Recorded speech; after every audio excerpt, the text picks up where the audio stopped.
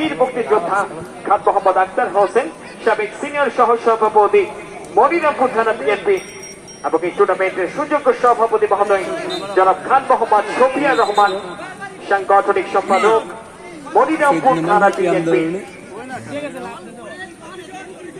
অসংখ্য ধন্যবাদ জানাই আয়োজকের সফল ভূমিকায় যারা মানবতার সেবক রেমিটেন্স ফাউন্ডেশন, দূরপ্রবাস থেকে অনেকে কিন্তু সোশ্যাল মিডিয়ার কল্যাণে আজকের এই আয়োজনগুলো উপভোগ করছেন। বিশেষ করে মনিরামপুর মিডিয়া সরাসরি live সম্প্রচারে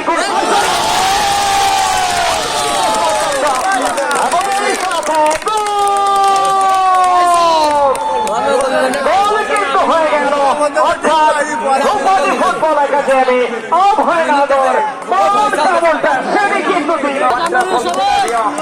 It's a beautiful scenario. It's a scenario রয়েছেন আমাদের সাথে ফুটবল একাডেমি অভয়নগর 1-0 গোলে এই মুহূর্তে দিতে দেখে লিডিং পজিশন কিন্তু ধরে রাখলো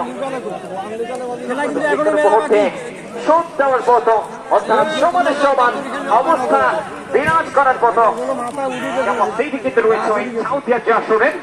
তবে দেখবার বিষয় ম্যাচের কোন মোমেন্টে 1-0 দেই নাকি 1-1 গোল সেটি কিন্তু সময় বলে দিবে।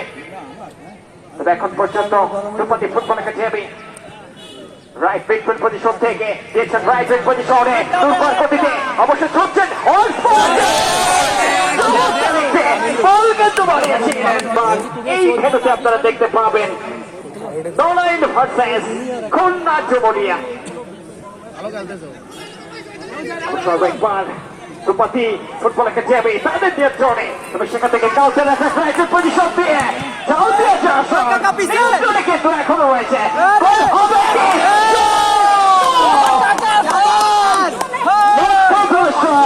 নাম্বার 9 বলার ছিলেন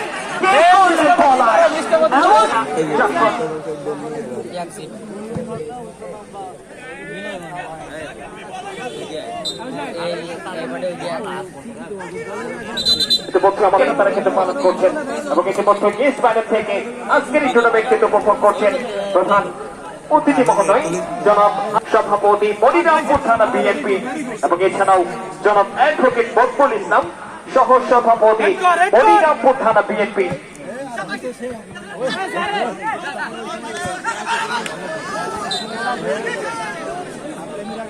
এবং আরো উপস্থিত রয়েছেন মোহাম্মদ আক্তার হোসেন, মোহাম্মদ আব্দুল সালাম মাস্টার, অবশ্য খান মোহাম্মদ আক্তার হোসেন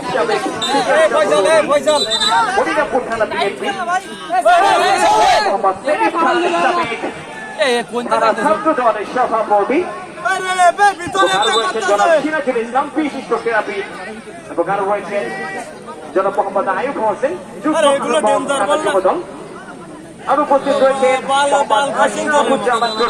যুগ্ম সম্পাদক মনিরামপুর শিক্ষক সমিতি এবং আর রয়েছেন জনাব মানজুর রহমান মনিরামপুর। সকলকে আমরা একবার অভিনন্দন জানাচ্ছি। সম্মানিত শ্রোতা মন্ডলী, পরন্ত বিকারে ঠিক আমরা রয়েছি খাবার পানির এই মাঠে এবং যেখানে মানবতার সেবক রেমিটেন্স ফাউন্ডেশনের অন্যতম গোছানো একটি আয়োজন। এই 8 দলের টুর্নামেন্টের সুযোগটা কিন্তু ছিল যশোর সাউথিয়া, কাজের কাজটা এখনো পর্যন্ত কোন খেলোয়াড় সেটি কিন্তু করতে পারেনি। 1-0 1-1 গোল কখন হবে সেটি দেখার জন্য উৎসুক জনতা কিন্তু চেয়ে আছে। কারো কিন্তু আমাদের সাথে কানেক্টেড রয়েছে